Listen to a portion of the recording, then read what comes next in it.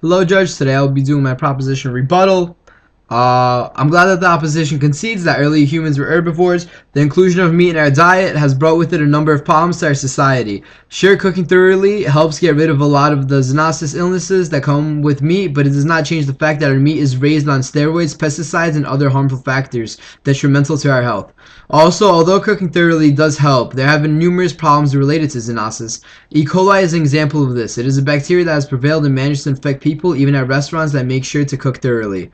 An example of E. coli outbreaks include the 2009 National Steak and Poultry outbreak, where the Food and Safety and Inspection Service issued a recall for 248,000 pounds of meat. As well as the Taco Bell outbreak of 2006, where as many as 67 people in 57 states are confirmed as having the strain of E. coli bacteria involved with the outbreak, leading to a person getting kidney failure. This shows that even though we can be careful, mistakes do happen, and since humans weren't meant to eat meat, something my opponent agrees with, it isn't ethical for us to eat it.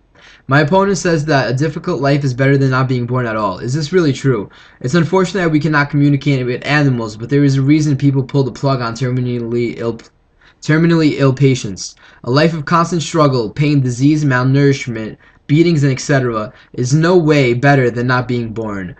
A life of these inhumane conditions are no place for life to exist. And although we could transition to free-range farming, there is a reason factory farming prevails. Poorer people wouldn't be able to afford the more expensive free-range meat. Transitioning to free-range farming would only deepen the class struggle in America, making meat only available to the middle and upper class.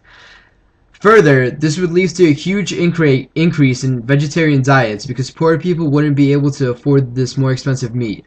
This would only further decrease the demand for meat, and a basic class in economics would show you that this would drive the price of meat sky high, pricing out the middle class eventually, decreasing demand further until meat becomes a luxury similar to caviar. Although your plan sounds good in theory, it isn't practical. The issue here isn't foreign policy, and we aren't debating hypothetical situations where factory farms are mandated to close and can move out of the country to exploit other countries. We're debating the ethics of meat eating. The land that is used for factory farms and free-range farms would be used instead for crop production. It would be a transition, not a shutdown of these farms. The animals that they already have should be used as they would have been, lessening the impact of the transition. Otherwise, the farmers would instantly kill them, because factory farms are extremely immoral and chase profit, not ethics. Since we're removing a big part of our diets, we would still need to produce the food that vegetarians can eat, keeping these farm jobs alive. You live in America, land of the secrets and home of the obese. Laws regulating food aren't anything new. Although there is initial protest at first, people adjust and understand that at the end of the day, the policy is in their favor. Also, I don't consider this debate something that is happening on a national level. This is a global debate. Meat eating is unethical from the means used to make it to the illnesses it has caused humanity. Thank you.